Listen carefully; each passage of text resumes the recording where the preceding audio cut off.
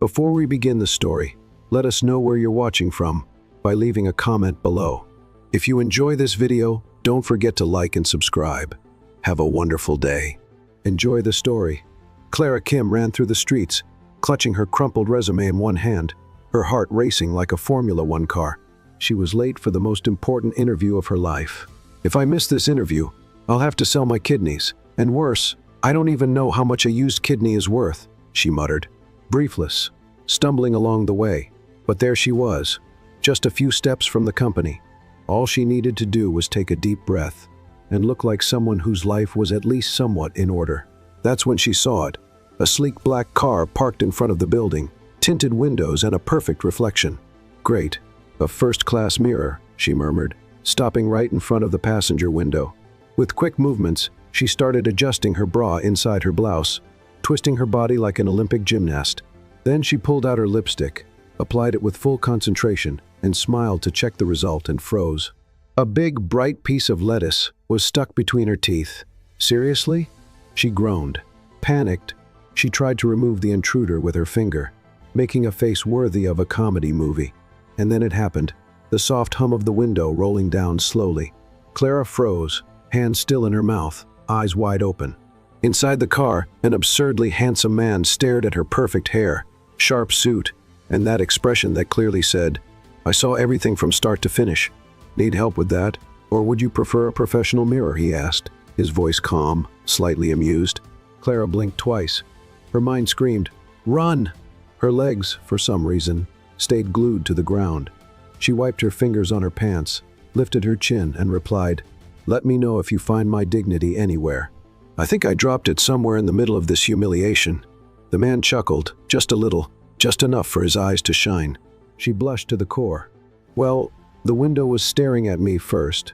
So you decided to seduce it with lipstick and bra adjustments?" "It was an accident. I don't usually adjust my bra in random cars. Sounds like a case of a broken mirror and a salad, and the universe conspiring against you." He rested his arm on the window frame. "The universe is responsible for a lot of things, but in this case, I think it was just the lettuce." Clara huffed. "Look, I have to go. I have a job interview, a serious one, a life-changing one." "Well, if you make half the impression in there that you did out here, you might as well ask for a promotion already." Before he could say another word, Clara checked the time, gasped, and shouted, "I'm late," before dashing toward the entrance. "And you, Mr. Owner of his own car. Good luck with your movie star face." He gave a small salute. "And you've got this, Miss Bra Emergency." She disappeared into the building like a hurricane of wrinkled blazer and shattered dignity. On the interview floor, she took a deep breath and tried to collect herself. The receptionist greeted her with a warm smile. "You may go in, Miss Kim. Mr. Hayes will be with you shortly." "All right." Of course, she smiled. Still a little dazed.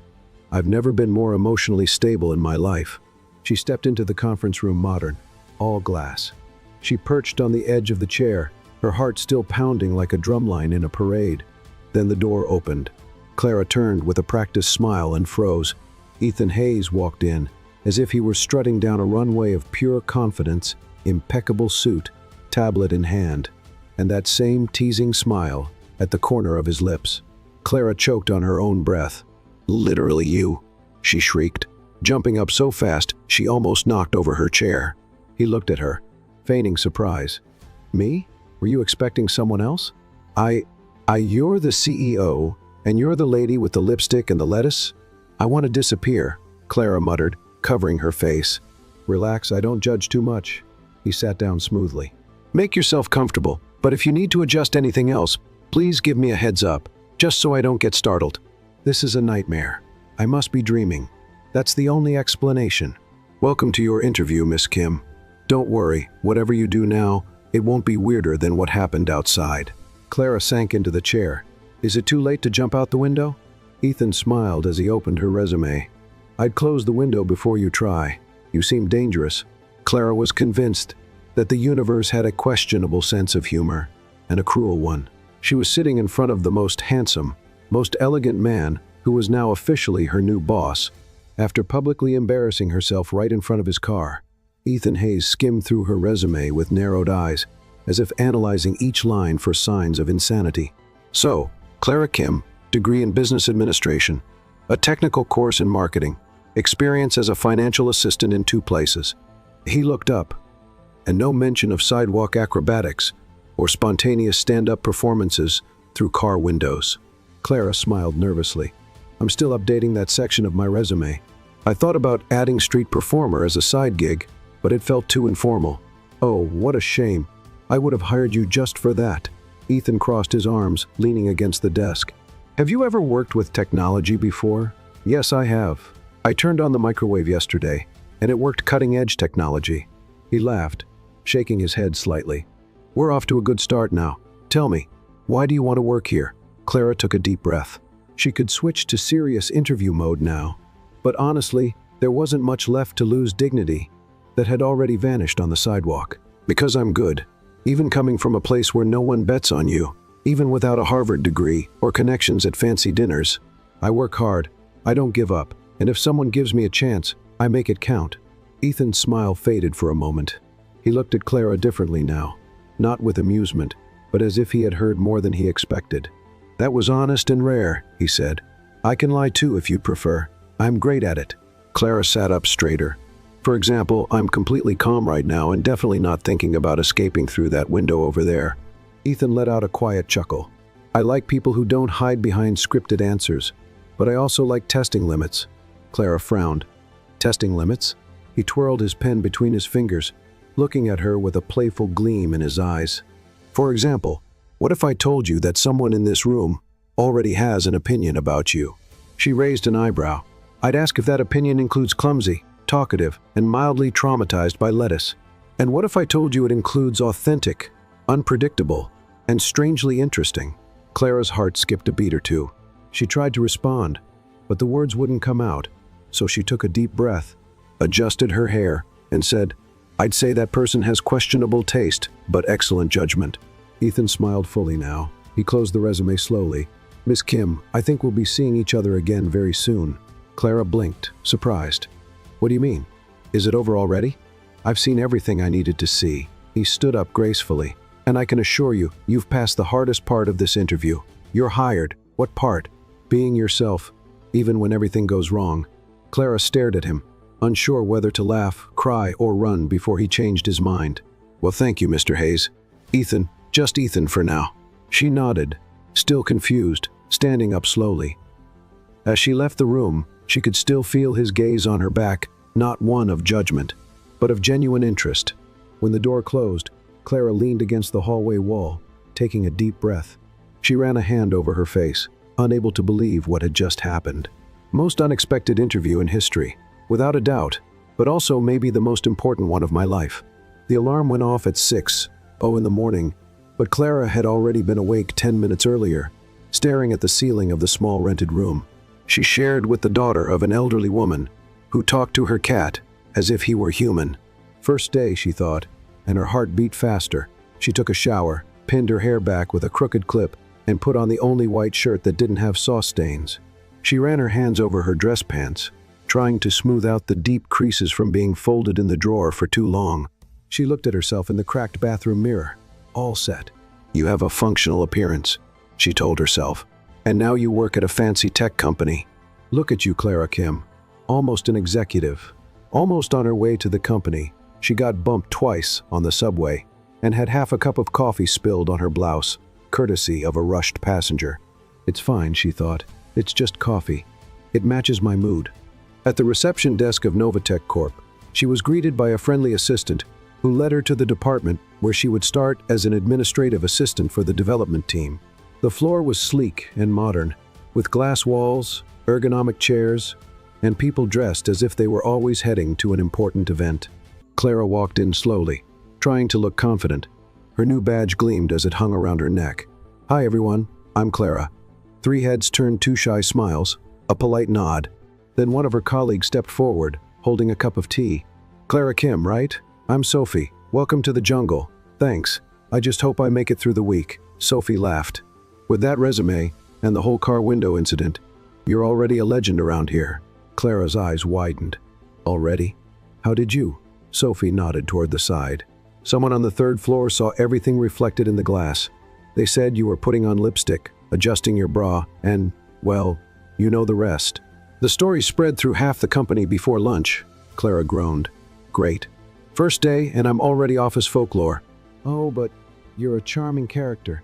Sophie winked. Come on, let me show you your desk. Clara's workstation was between an artificial plant and a noisy printer. It wasn't the CEO floor, but it was her own little space, and that was enough. A little while later, Ethan Hayes walked down the hall, impeccable black blazer, phone to his ear, purposeful stride. He paused briefly when he saw Clara. Watch out for the coffee and the lettuce, too. Clara's eyes widened, and she choked on the water she was drinking. Sophie nearly spit out her tea.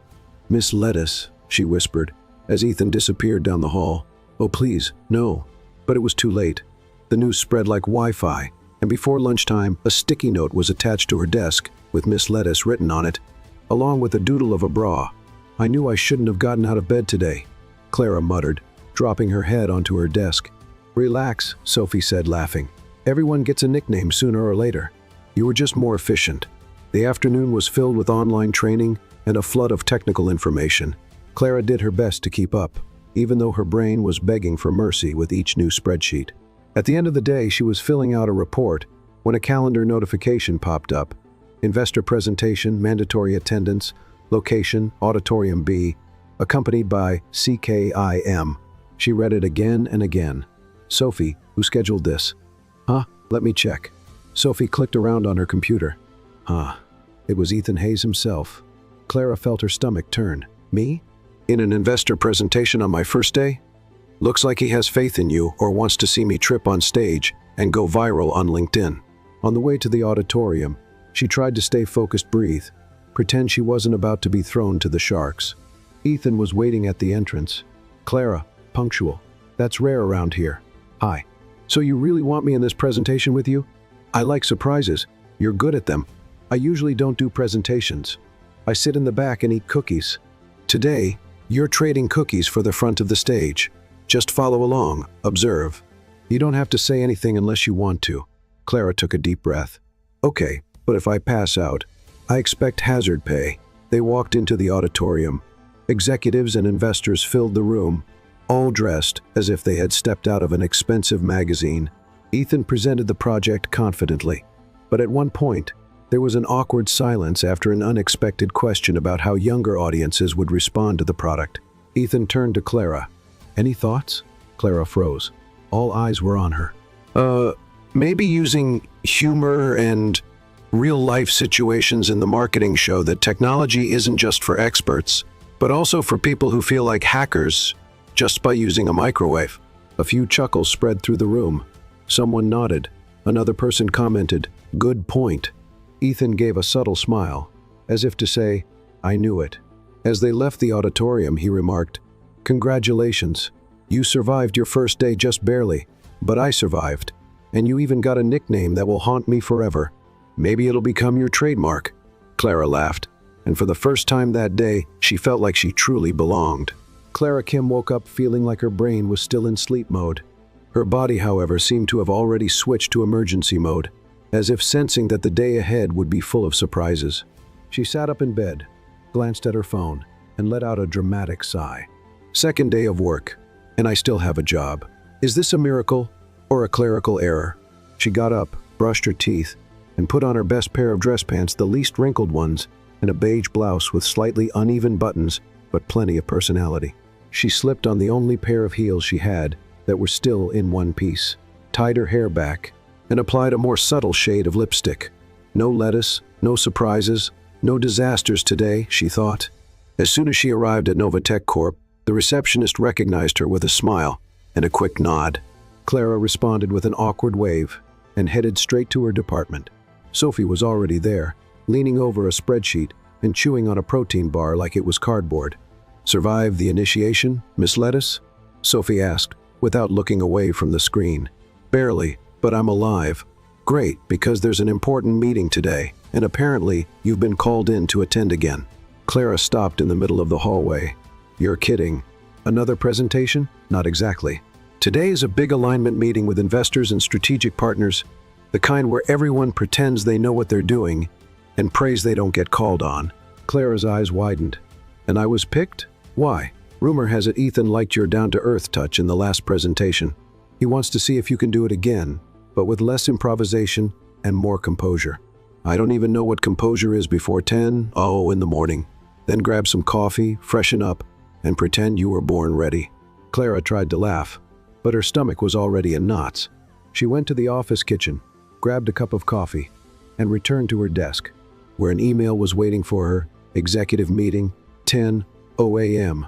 on the 25th floor. Dress code, confidence. Dress code, confidence, she muttered. Can I rent that by the hour? 20 minutes before the meeting, Clara went to the bathroom for a final touch-up.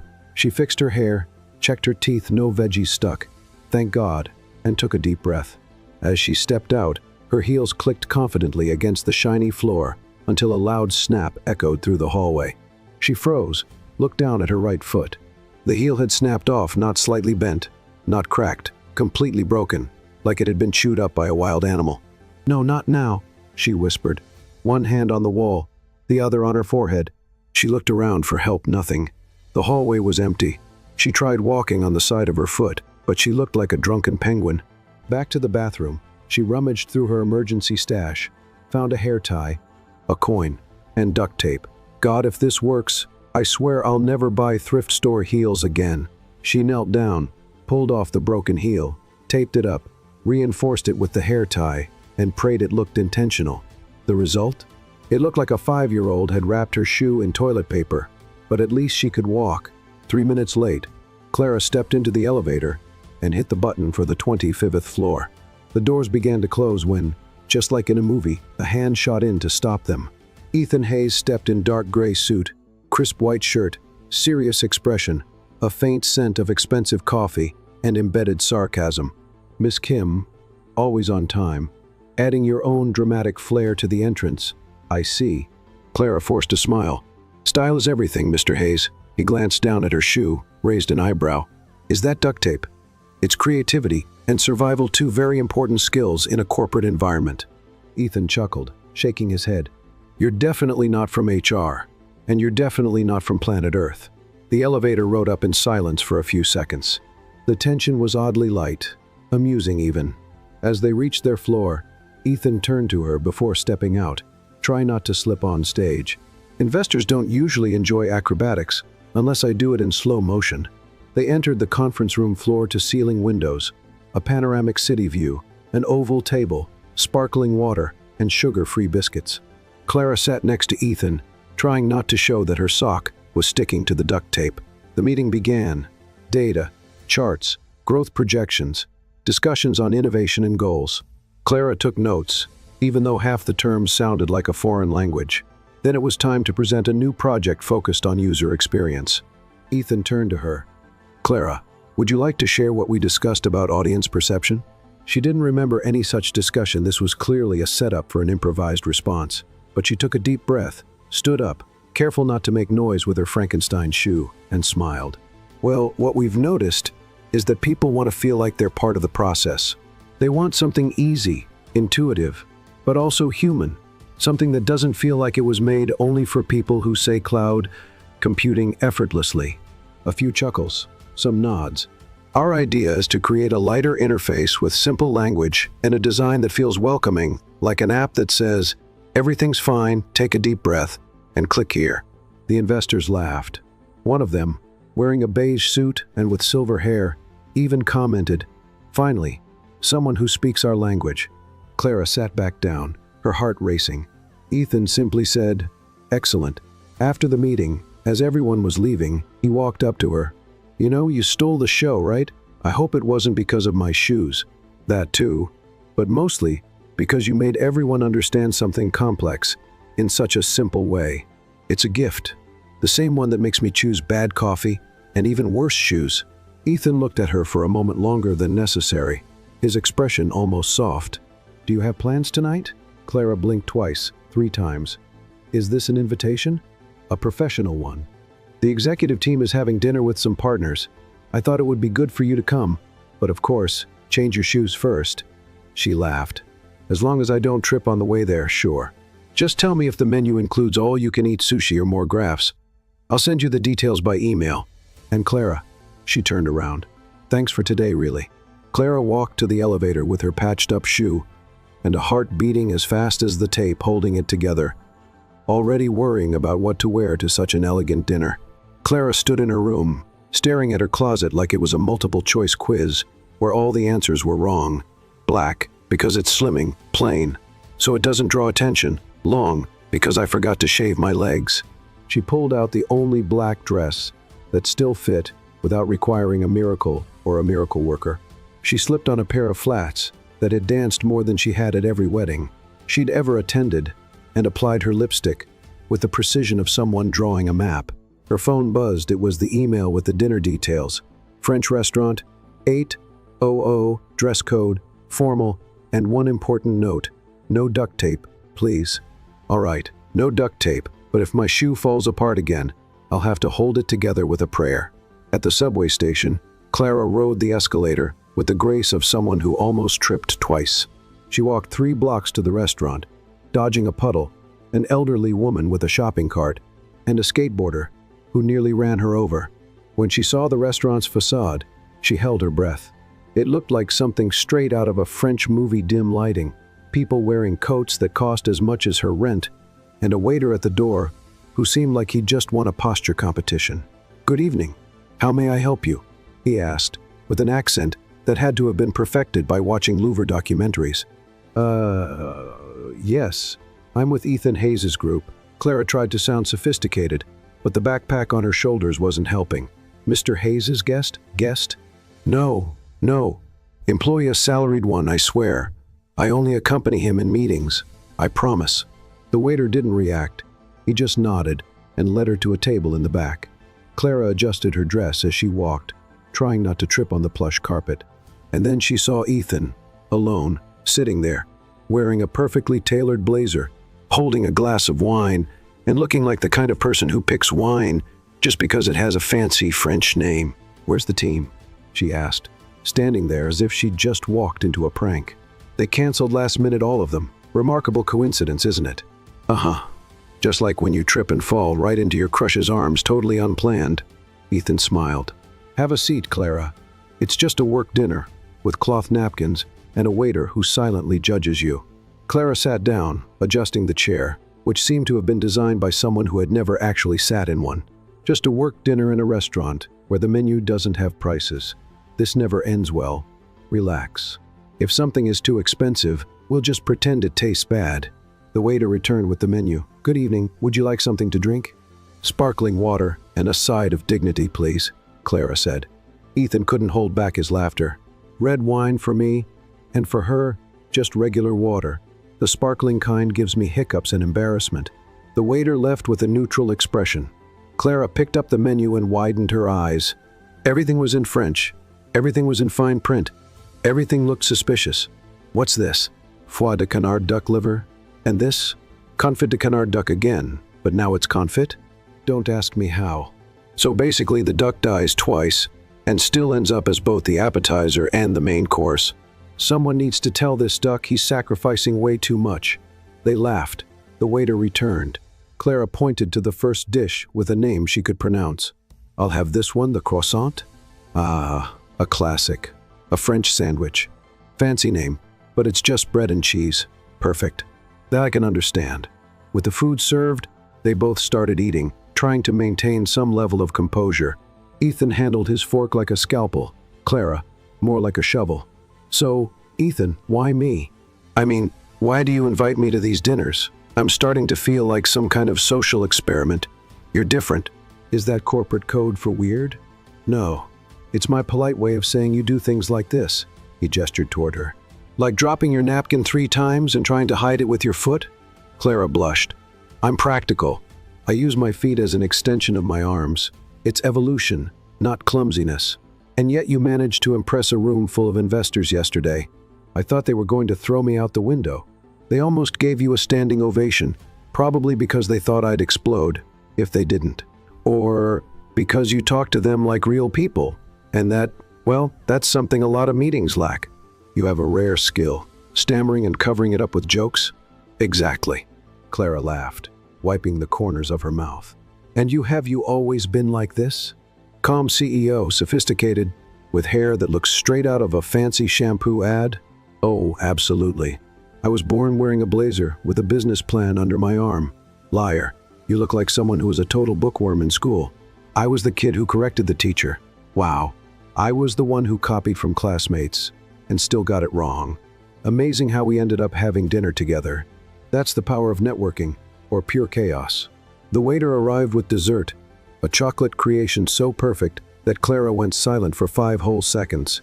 Is this real, or just for taking pictures? Just don't press too hard. If it falls apart, they might charge you for a Picasso. Clara picked up her spoon with a surgeon's precision. If it collapses, just say it was an emotional earthquake. Ethan laughed, and she, feeling a little shy, smiled back.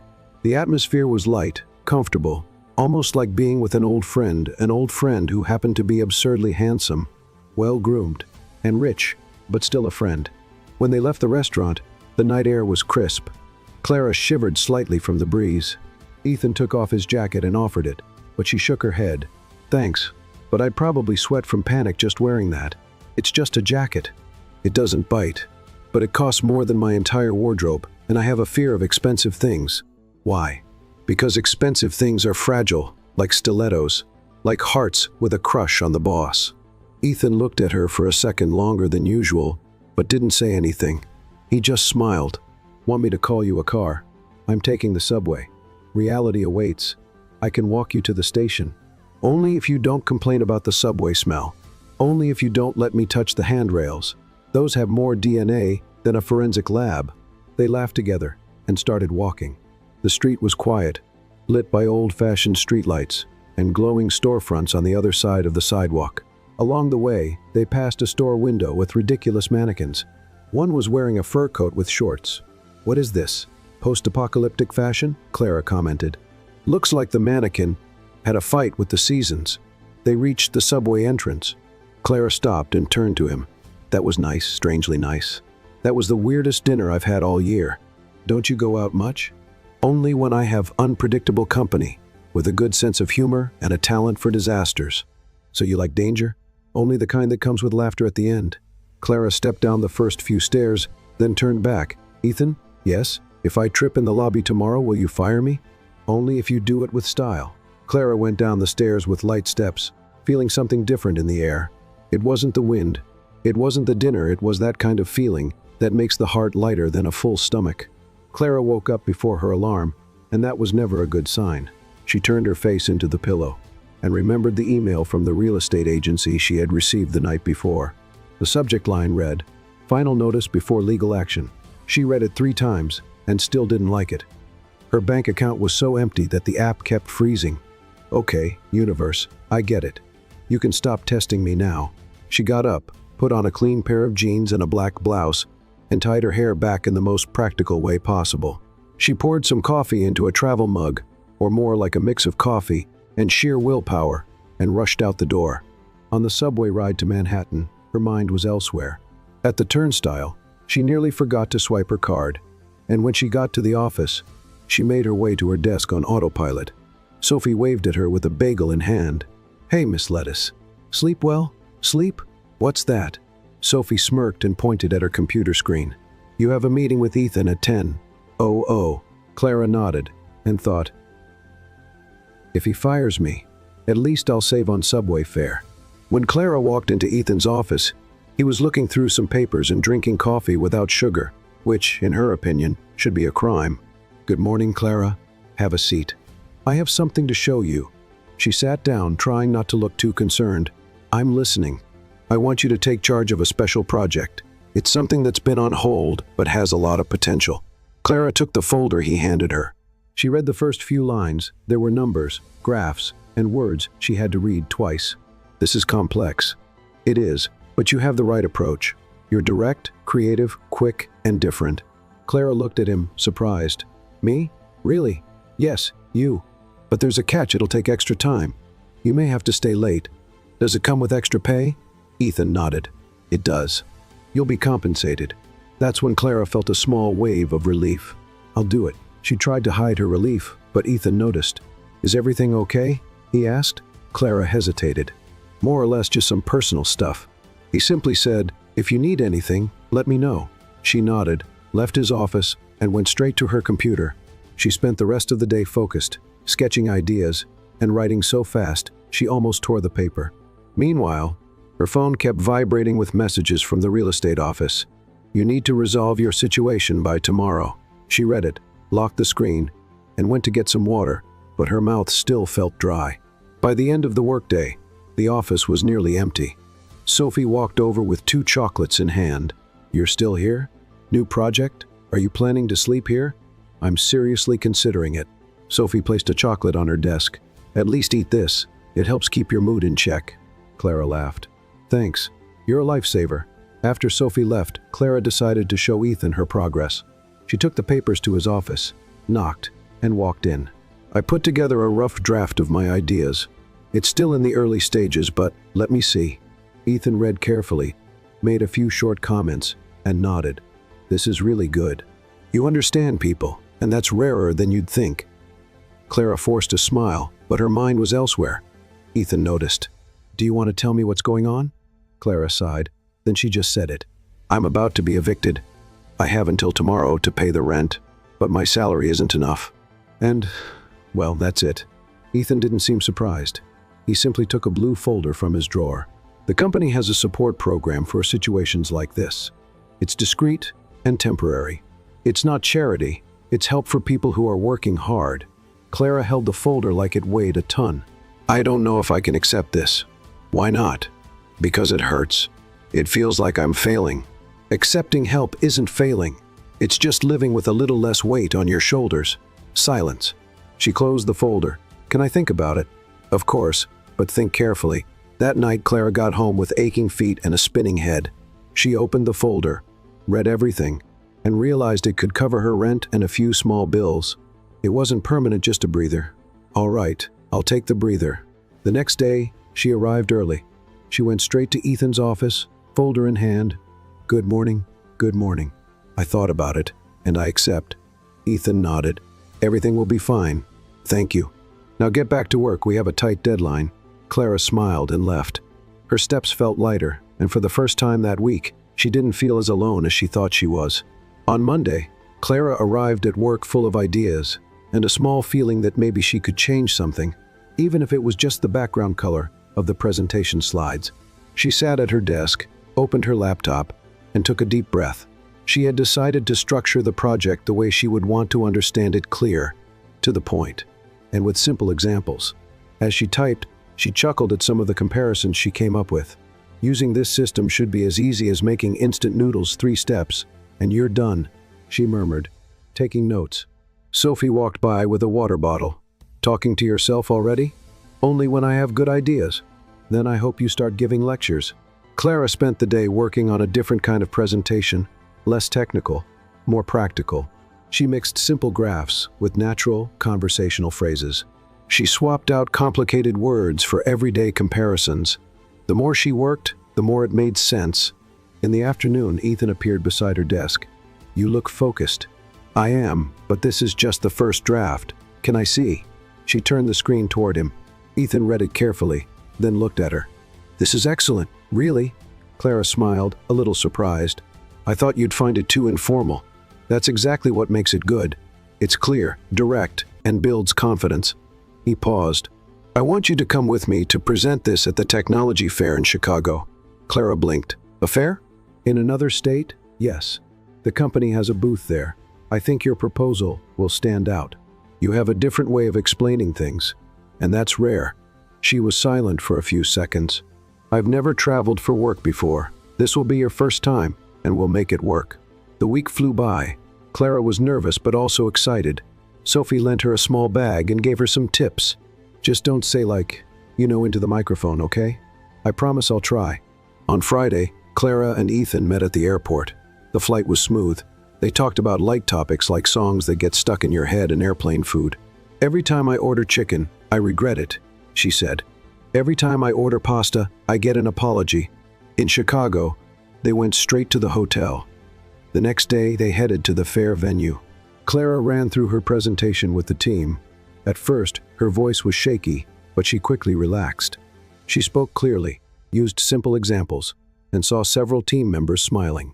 Ethan stood by, just observing. Later, one of the technical leads commented, "She has a knack for this.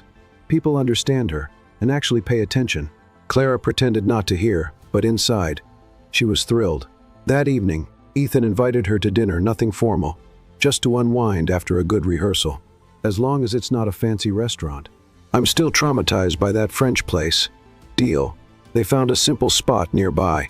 They ate something quick, talked about the event, what could go wrong, and laughed about it. "If I forget a part tomorrow, can I improvise?" she asked. "You can, just don't bring up instant noodles on stage."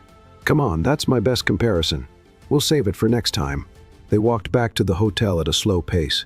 It was cold, and Clara crossed her arms. "I should have brought a thicker coat. Want mine?" "No, then you'll freeze, and it'll be my fault." They reached the hotel entrance. Ethan held the door for her. "Getting some rest?" "Yeah, if I don't sleep, I'll mix everything up tomorrow." "You'll do great. If I trip on stage, I'll pretend it was part of the plan. I'll be ready with the applause." Clara smiled and stepped into the elevator. As the doors closed, she let out a small sigh. Tomorrow was the big day, but for the first time, she didn't want to run away. Clara woke up with her heart racing. She checked her phone. 7:00 a.m. She had dreamed she was on stage, accidentally speaking French, and the microphone was off.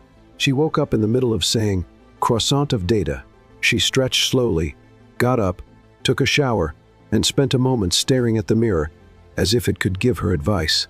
It didn't, so she spoke to herself instead. "It'll be fine. You practiced, and no one here knows you trip over your own feet." She went downstairs for breakfast and found Ethan already seated, drinking coffee with a notebook beside him. She grabbed some bread and sat down. "Did you sleep well?" he asked. "I dreamed I was a high-tech sleeping beauty, but with slides." "At least you got some sleep, more or less, but I'm ready, I think." Ethan smiled. "It'll be fine. You'll do great. Promise you won't leave me alone on stage?" "Promise, unless the stage collapses." "Great. I feel so safe now." Later, they arrived at the fair.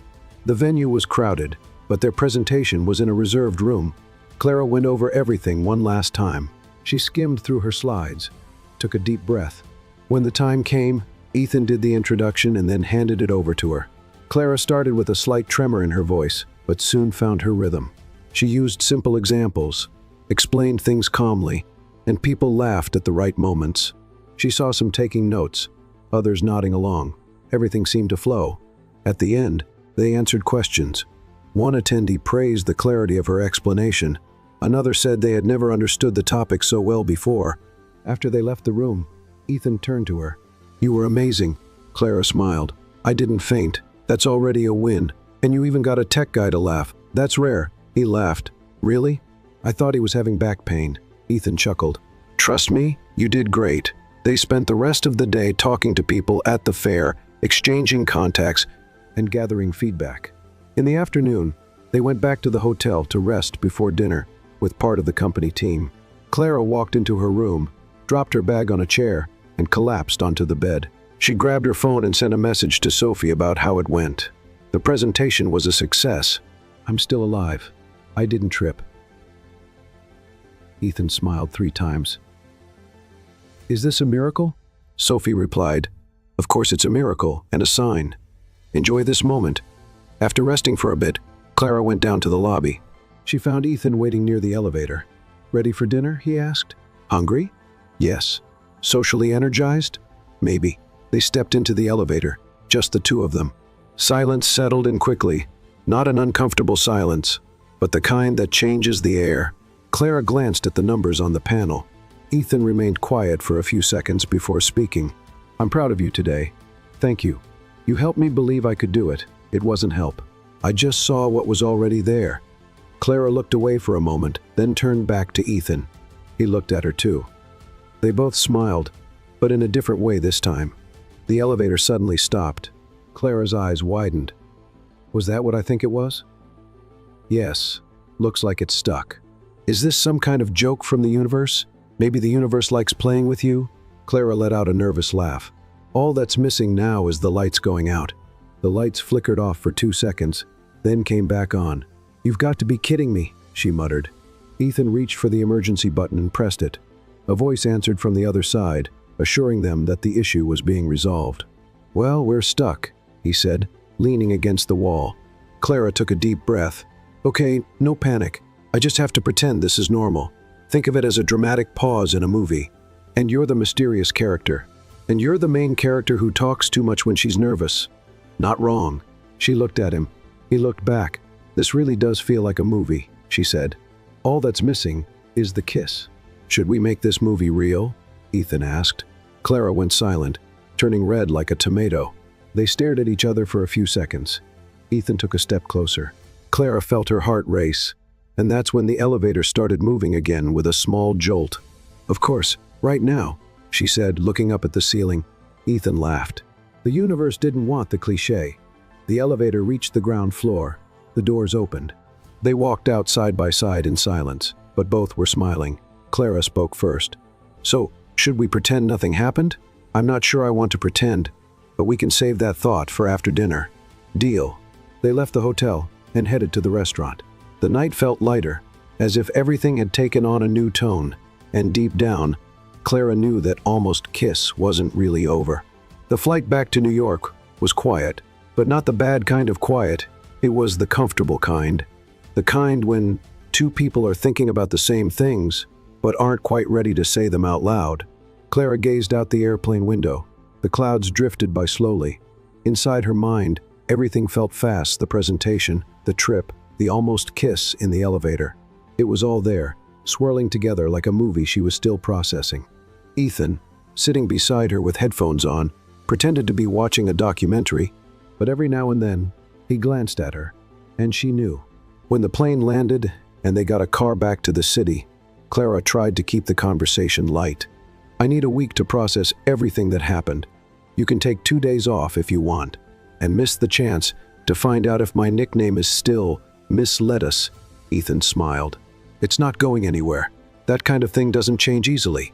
At the entrance of the office building, Clara hesitated for a second before stepping inside. Should we just pretend it was a regular business trip? If that's what you want, sure. I'm not sure if I want that, but it's easier for now. Then it's a deal. On Monday, Clara returned to the office as if walking into familiar territory, but now it felt like she had an invisible sign around her neck that read, "Being watched." It didn't take long to notice the looks, people whispering by the water cooler, colleagues exchanging amused smiles when she walked by. Sophie was the first to bring it up directly. I know everything. Clara didn't even need to ask. Everything about what, exactly? That you and Ethan got stuck in the elevator, and that there was almost a kiss. That story is spreading through the office like free coffee. Clara's eyes widened. What? How? Someone from the trip saw you two coming out of the elevator, looking, let's say, smiling. The news turned into a story. The story turned into office gossip, but no one saw anything. Nothing happened. But it could have happened, and that's even more interesting. Clara sighed. Great. Now I'm the main character of a corporate rumor. At least you're a likable main character. Clara tried to ignore it, she really did. But throughout the week, she noticed the way her colleagues looked at her differently, as if she had leveled up without trying, and that made her uncomfortable. She didn't want to be remembered for a potential romance scene in an elevator. She wanted to be remembered for the project, for the presentation, for her work, and more than anything, she wanted to figure out what she was feeling. Ethan seemed different too. He was still professional and attentive, but there was a new ease in their interactions. When they passed each other in the hallway, their eyes met for just a second longer, but they never talked about the trip or the almost kiss until one day, after a long afternoon of meetings, Clara took the elevator alone. Ethan stepped in just as the doors were closing. They stood there in silence. Clara pressed the button for her floor. Ethan kept his hands in his pockets. They avoided looking at each other, as if the small space between them was neutral ground. I heard we're becoming an office legend, she said, breaking the silence. I heard that too. And you're not going to say anything? I'd rather not add fuel to the rumors, but if you want, I can put out an official statement. Nothing happened in the elevator. Signed. The parties involved. Clara smiled. I think that would only make people more curious. Probably. Silence again. The doors opened. They stepped out together. I need to talk to you later, Ethan said. About the project? That too. Clara just nodded. She walked back to her desk, her heart racing more than she wanted to admit. The next morning, Ethan asked her to come to his office. Clara walked in, sat down, and waited. Ethan closed his laptop and looked at her. "First, I want to thank you. The project was a success. The board approved the format. Your proposal will be implemented in the new campaign." "Really?" She smiled, surprised. "That's incredible. And it's because of you. You made it work. You brought a new approach. And more than that, you got people's attention." Clara took a deep breath. "I'm happy to hear that. I really put in the effort. And one more thing," he continued. "About everything people have been saying, I don't want it to affect you or your reputation here. It already is a little. How do you feel about that?" She thought for a moment, looked at him, confused. "I never imagined that that I'd care so much about what people say, but I do. And I don't want to just be the elevator girl. You never were, really, Clara. You're one of the smartest and most creative people who've ever worked here, and that's not an exaggeration." She was silent for a moment. "Thank you. I needed to hear that," Ethan nodded. "And if you ever want to talk about anything, I'm here." Clara stood up. "Maybe one day, but right now, I need to finish a report." "Of course." She left his office, her mind spinning. She had gotten everything she wanted: recognition, results, respect, but what she felt when she looked at Ethan didn't fit into any report. That same day, Sophie showed up at Clara's desk with a curious smile. "So, did he talk to you?" "He did, about the project and the rumors and nothing." "Everything stayed the same?" Sophie looked doubtful. "But is that what you wanted?" Clara sighed. "I don't know what I want. Sometimes you just need time or a new elevator." Clara laughed. "For now, I think I'll take the stairs." Clara didn't know what was worse: the company's gala invitation or the fact that she had only 3 days to find something to wear. The invitation came by email with elegant lettering and the word "formal" underlined. She read it 3 times to make sure it wasn't spam, then sighed and walked over to Sophie's desk. "Did you see this? The gala?" "Of course. And before you ask, I already have a dress booked, a salon appointment, and picked out my nail color." "Of course you did. And are you going?" "I don't know. The invitation is nice, but my bank account isn't." Sophie gave her a determined look. "You're going, and you're wearing one of my dresses. But you're taller, and you know how to sew. You'll make it work." 3 days later, Clara was in the office bathroom, struggling with the zipper of Sophie's dress. It wasn't a perfect fit, but she could move mostly. She looked at her shoes, a simple pair of heels she had saved for special occasions. The left heel already had a suspicious tilt, but it was all she had. "This will be fine," she told herself, staring into the mirror. "It's just a party with music, fancy food, and people who make 3 times my salary. No big deal." When she arrived at the venue, it felt like stepping into a movie. There were lights everywhere, people chatting with drinks in hand, and soft instrumental music in the background. She walked carefully, trying to look natural and not trip over her own feet. "Clara." She turned. It was Ethan, with a slight smile. "Aye," she said, adjusting the strap of her dress. "You look normal, I mean, elegant, but normal for someone who's always elegant." "Thank you, I think." "You look different in a good way." Clara gave a nervous smile. "The dress is Sophie's, and my heel might break at any moment. Then let's walk slowly." The two of them walked over to a table. They chatted with some team members, laughed at comments about the fair and the project, and tried to ignore the subtle glances. For most of the party, Clara stayed close to Ethan, but without overdoing it. She watched the groups of executives, Ethan's elegant ex-girlfriends, who looked like they came straight out of magazines, and tried to stay confident.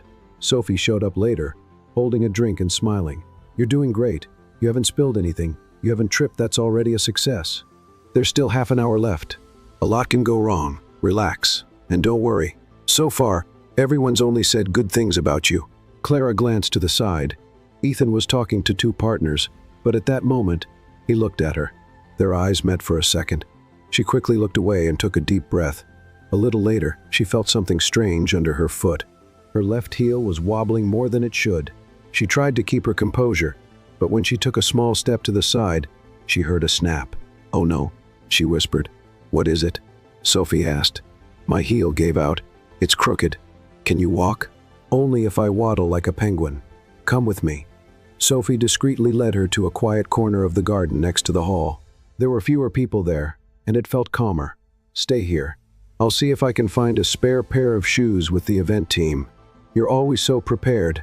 Somebody has to be." While she waited, Clara sat on a nearby bench, trying to hide her broken shoe and keep her dignity intact. That's when Ethan appeared. "Everything okay? More or less. My heel broke literally. Do you need help making a run for it? If I leave now, I'd at least like to walk straight, but I don't think that's possible." Ethan sat down beside her. "I thought you were shining in there, and then you disappeared, because my shoe betrayed me, and I didn't want to become the talk of the night. I think you already are, but in a good way." She looked at him. "Are you sure I am?" They sat in silence for a few seconds. The sounds of the party felt distant. "Do you remember when we met?" she asked. "Of course. How could I forget?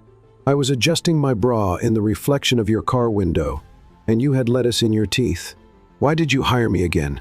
Because you're exactly what this company needed, and maybe what I needed too." She stayed quiet. Her heart raced. Ethan turned toward her. "Clara," but before he could say anything else, Sophie reappeared, holding a pair of flats. Mission accomplished. Clara stood up, took off her broken heels, and slipped on the flats with relief. "You saved me. Always." Ethan watched with a smile as Clara walked more confidently again. "There, now I can go back with dignity, or dance," Ethan suggested. "I don't know if I'm ready for that. We just have to make it to the center of the dance floor. The rest we can improvise." Clara hesitated for a second. "All right, but if I step on your foot, blame the broken heel." They walked to the center of the room. The music had slowed down. Ethan held out his hand. Clara hesitated, then took it. They started dancing slowly, no rehearsed steps. Just two colleagues trying to keep in sync. "This is starting to feel like one of those movie scenes," she said. "All that's missing is the ending." Clara laughed, but didn't say anything. She just kept dancing, her heart a little lighter, her gaze locked on his.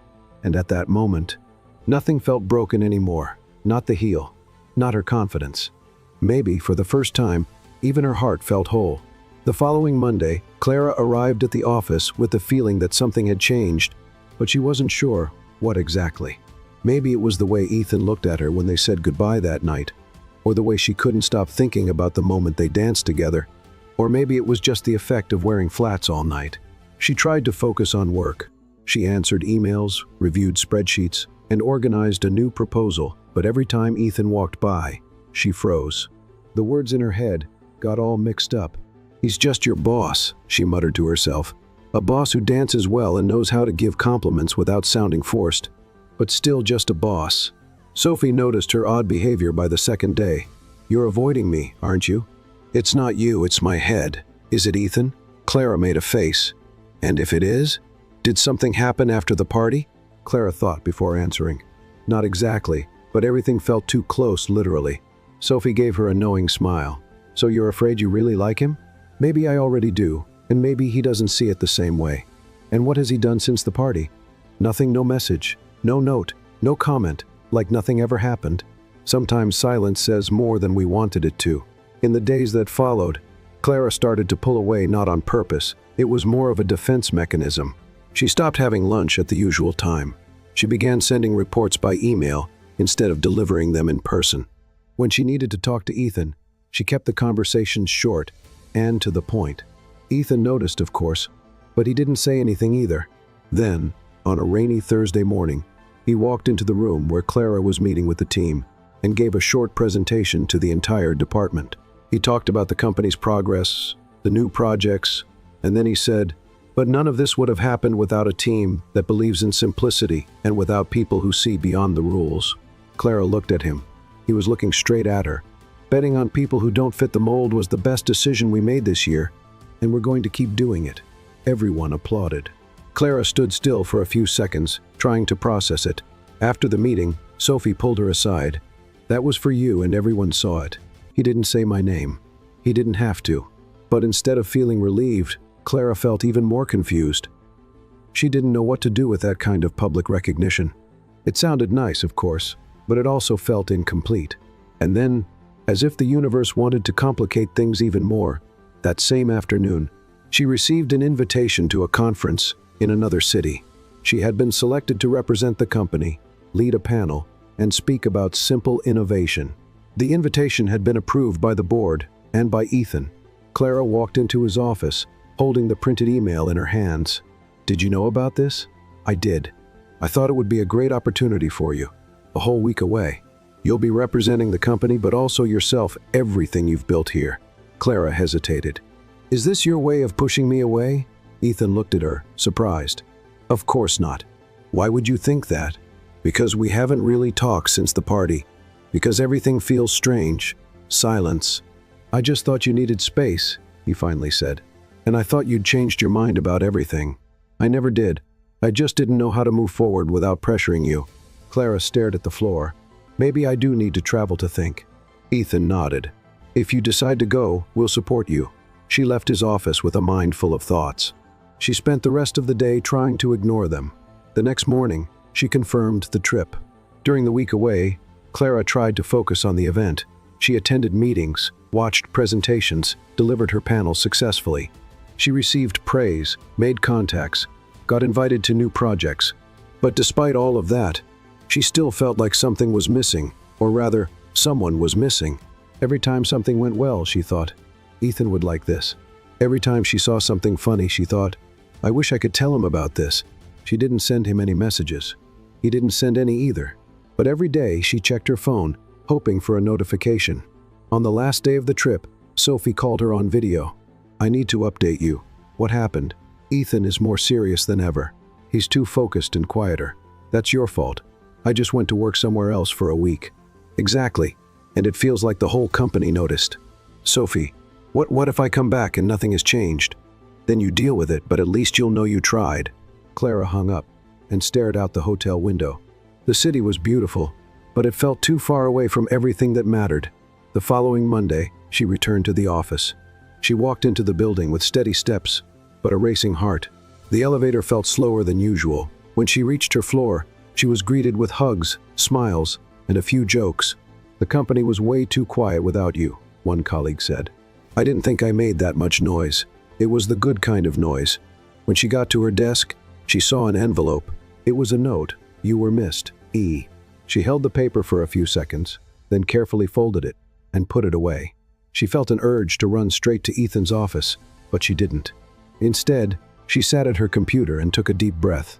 Clara tried to focus, organizing data for the new campaign, when something unusual caught her eye on the company calendar. Alignment meeting, creative team and CEO, attendees, Clara Kim. She frowned.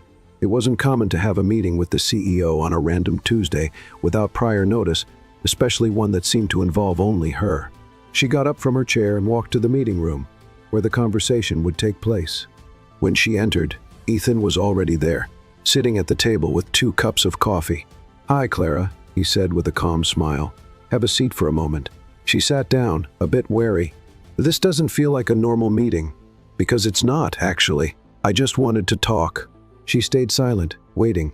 "I thought a lot about how to ask you here, without making it seem awkward, but then I realized we've been through far more embarrassing situations than a simple invitation to talk.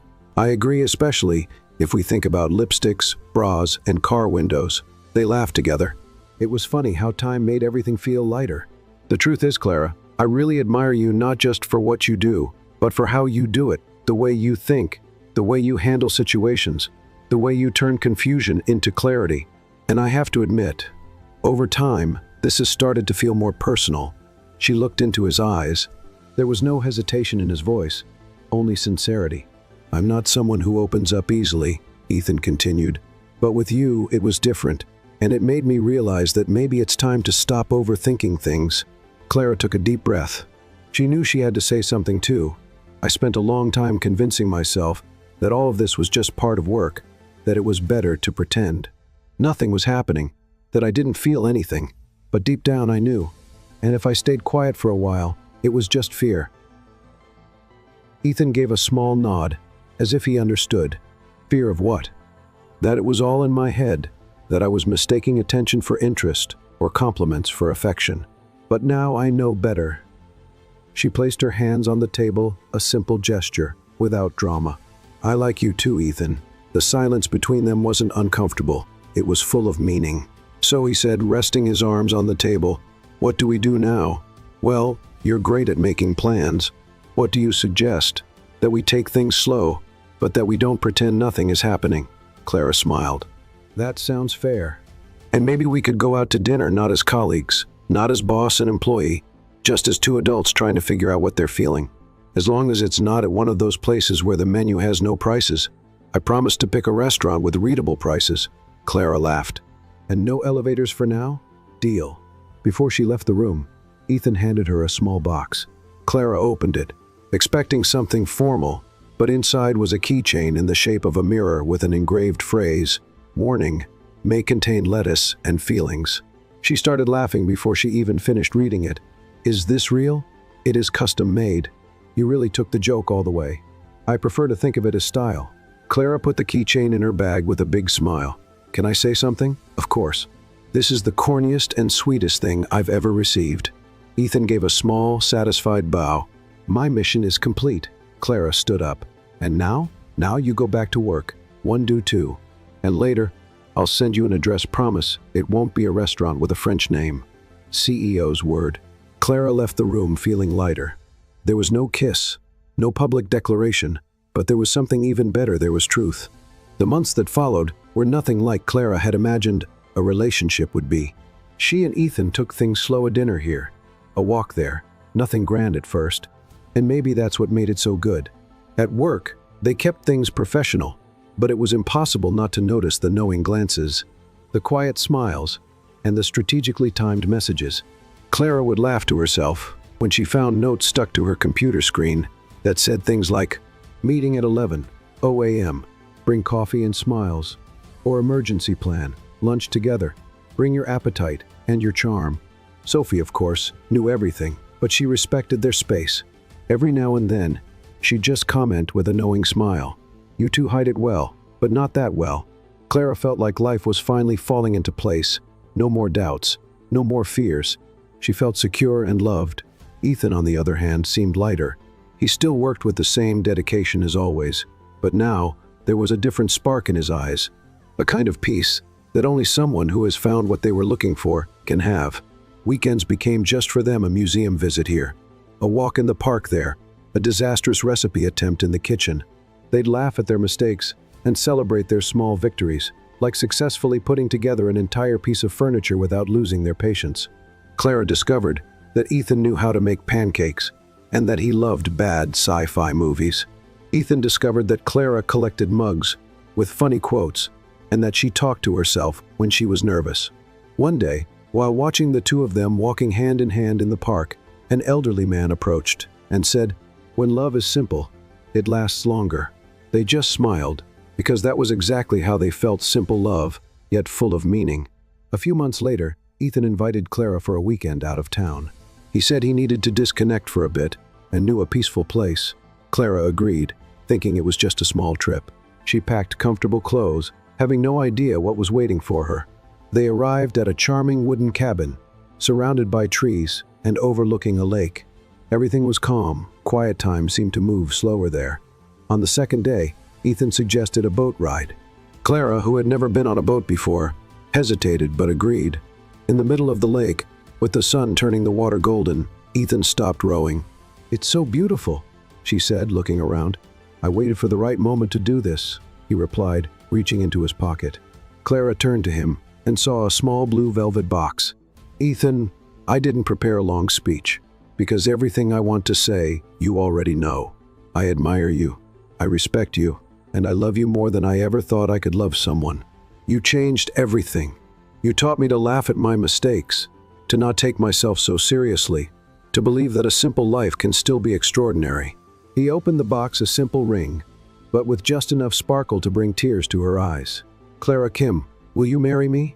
She covered her mouth with her hand, laughed, then cried.